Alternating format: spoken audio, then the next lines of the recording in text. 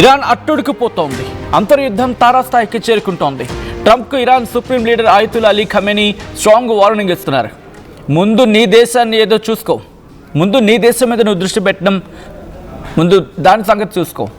మాపై దృష్టి పెట్టడం ఆపి నీ సొంత దేశాన్ని చూసుకో. ఆందోళనకారులపై రెచ్చిపోయారు ఖమేనీ. వేరే దేశ అధ్యక్షుడిని సంతోషపరచడానికి సొంత దేశాన్ని నాశనం చేసుకుందామా అంటూ కూడా అక్కడ యువతను ఉద్దేశించి ప్రసంగించారు ఆయన. విదేశీ శక్తుల చేతుల్లో కిరాయి సైనికుల్లా మారారంటూ చెప్పుకొచ్చారు ఆయన. ట్రంప్ను ఖమేనీ హెచ్చరించిన కాసేపటికి ట్రంప్ సాయం కోరారు ఇరాన్ యువరాజు రెజా పహ్లావి. ఇరాన్ ప్రజలకు మీ సాయం అవసరం, సిద్ధంగా ఉండాలంటూ ట్రంప్కు పహ్లావి రిక్వెస్ట్ చేశారు. ధరల పెరుగుదల, కరెన్సీ పతనంపై వారంగా ఇరాన్లో ఆందోళనలు కొనసాగుతున్నాయి. ఇరాన్ ఆందోళనలో ఇప్పటిదాకా 47 మంది మృతి చెందారు. 2270 మంది పౌరులకు గాయాలయ్యాయి.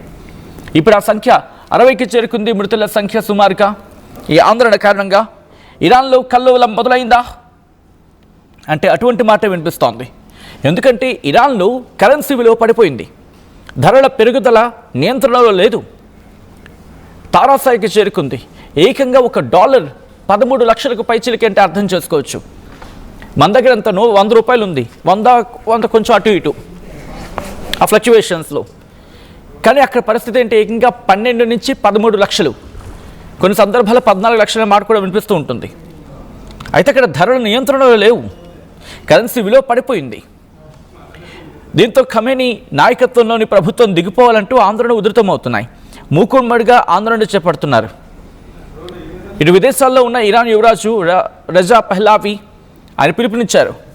దీంతో పెద్ద సంఖ్యలో ప్రజలు రోడ్ల మీదకి వచ్చారు, ఆందోళన చేపడుతున్నారు.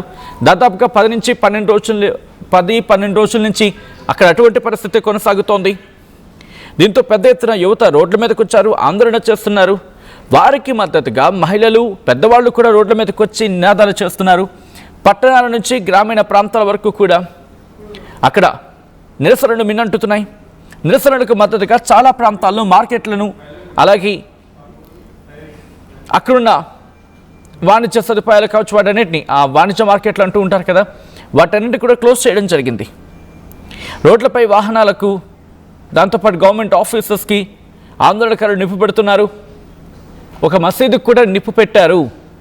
ఆ మసీదు ప్రతి శుక్రవారం ఖమేనీ వెళ్ళే మసీదు అనేది అక్కడ వినిపిస్తున్నమాట. ఖమేనీ ప్రతి శుక్రవారం వెళ్ళే మసీదుకు కూడా నిప్పంటించారనేది కొద్దిసేపటి నుంచి సోషల్ మీడియాలో చక్కర్లు కొడుతోంది. అది ఎంతవరకు వాస్తవం అనేది ధృవీకరించలేం. రోడ్లపై వాహనాలకు, ప్రభుత్వ కార్యాలయాలు కూడా ఆందోళనకారులు చేరుకుంటారు. ఒక్కసారి అక్కడ నిరసనలు ఏ స్థాయికి చేరుకున్నాయో విజువల్స్లో చూద్దాం.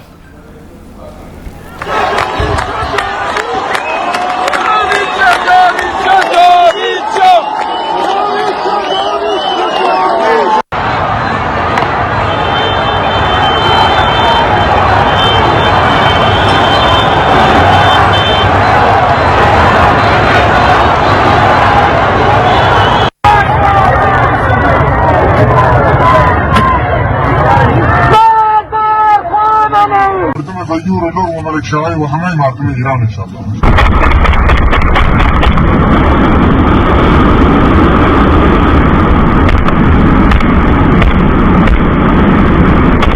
غيور له وملك شاي وهمين معكم إيران إن شاء الله. విజువల్స్ మీద చూడడం జరుగుతుంది. ఆర్టీవీ స్క్రీన్ మీద అక్కడ ఆందోళన ఏ స్థాయికి చేరుకుంటున్నాయనేది చేసింగ్ చేస్తూ మరి వాళ్ళు అక్కడ కాల్పులకు తెగపడుతున్న పరిస్థితి. అక్కడ ఆందోళన రోజు రోజుకి శృతి మించుతున్నాయి. ఇటు విదేశాలకు వెళ్ళి ఫోన్ కాల్స్ కావచ్చు, విదేశాల నుంచి వచ్చే ఫోన్ కాల్స్ని కూడా నిషేధించింది అక్కడ ప్రభుత్వం. ఇంటర్నెట్ను నిలిపివేస్తుంది. ఆందోళనకారులపై కఠిన చర్యలకు ఉపక్రమిస్తోంది ఇరాన్ ప్రభుత్వం. విమానాల రాకపోకలు బంద్ అయిపోయాయి. ఇరాన్ ప్రజలకు బయట ప్రపంచంతో సంబంధాలు దాదాపుగా తెగిపోయాయి. కీలక ప్రాంతాల్లో ఖమేనీ తన బలగాలను మోహరించారు. ఆయన కూడా ఆందోళన ఉధృతమవుతున్నాయి. ఇన్ఫాక్ట్ అయినా కూడా ఆందోళనలు తీవ్రతరం అవుతున్నాయి. నిప్పంటించారు, అక్కడ భవనాలకి నిప్పంటిస్తున్నారు. ప్రభుత్వ భవనాలకు నిప్పంటించడం జరుగుతోంది. ఖమేనీ దేశం విడిచి పారిపోవాలంటూ వాళ్ళు అక్కడ ఆందోళన చేస్తున్న క్రమం. భద్రతా బలగాలకి, ఆందోళనకారులకు మధ్య ఒక్కసారి చూడొచ్చు. రోడ్ల మీదకి ఏ స్థాయిలో జనాలు చేరుకుంటున్నారనేది ఒకరు కాదు, ఇద్దరు కాదు, వందలాది మంది రోడ్ల మీదకి చేరుకుని మాకు మీ ప్రభుత్వం వద్దు, మీ ప్రభుత్వం దిగిపోవాలి, మీ ప్రభుత్వంతో మాకెందుకు పనికి రావటం లేదు, అమెరికాతో జత కడతారా, లేకపోతే ఇటు దేశంలో శాంతి భద్రతలను అలాగే మాకు నిత్యావసర ధరలు, మా కరెన్సీ విలువను పెంచుతారా? ఇది ప్రస్తుతం ఇరానీయులు అక్కడ అడుగుతున్న ప్రశ్న ఖమేనీ ప్రభుత్వాన్ని. ఖమేనీ మాత్రం ఒకటే అంటున్నారు, ఇదంతా కూడా దేశంలో ఆందోళన జరగడానికి విదేశీ శక్తులు ఉన్నాయి, ముందు మీ సంగతి మీరు చూసుకోండి, ముందు మీ దేశంలో మీ సంగతి మీరు చూసుకోండి, ఆ తర్వాత మా దేశం విషయానికి వద్దురు కానీ అంటూ కూడా ఇటు ఖమేనీ ఆ దేశానికి సంబంధించి అంటే పేరు ఎత్తకుండానే అమెరికాను ఉద్దేశించి ఆయన చేస్తున్న మాటలు అవి. అసలు మీరు ఏం చేస్తున్నారు? మీ దేశం సంగతి మీరు చూసుకోండి, ముందు మీరు మీ దేశం సంగతి చూసుకోండి, ఆ తర్వాత మా దేశానికి వద్దురు కానీ, మా దేశంలో ఉన్న పరిస్థితి ఏంటో మాకు తెలుసు, ముందు మీరు మీ దేశాన్ని చక్కదిద్దుకునే ప్రయత్నం చేయండి అంటున్నాడు ఖమేనీ. దాదాపుగా 12 రోజులు అవుతోంది, అక్కడ ఆందోళనలు ఉధృతమవుతున్నాయి, రోజు రోజుకి తారాస్థాయికి చేరుకుంటున్నాయి. వాళ్లకున్న $1 విలువ 10 లక్షలకి చేరుకుంది. ఒక బ్రెడ్ ముక్క కొనుక్కుందామంటే, సపోజ్ ఒక బ్రెడ్ ముక్క $1 అనుకుందాం, $1 చెల్లించి వాళ్ళు కొనుక్కోవాలంటే దాదాపుగా 12 నుంచి 13 లక్షలు పెట్టాల్సి వస్తుంది. ఎందుకు ఇదంతా అక్కడ జరుగుతోంది? కొన్ని వాళ్ళకి ఏమి డబ్బు లేవా? అక్కడ సమస్య ఏంటంటే వాళ్ళ దగ్గర చమురు నిక్షేపాలు ఉన్నాయి, చాలా గట్టిగానే ఉన్నాయి.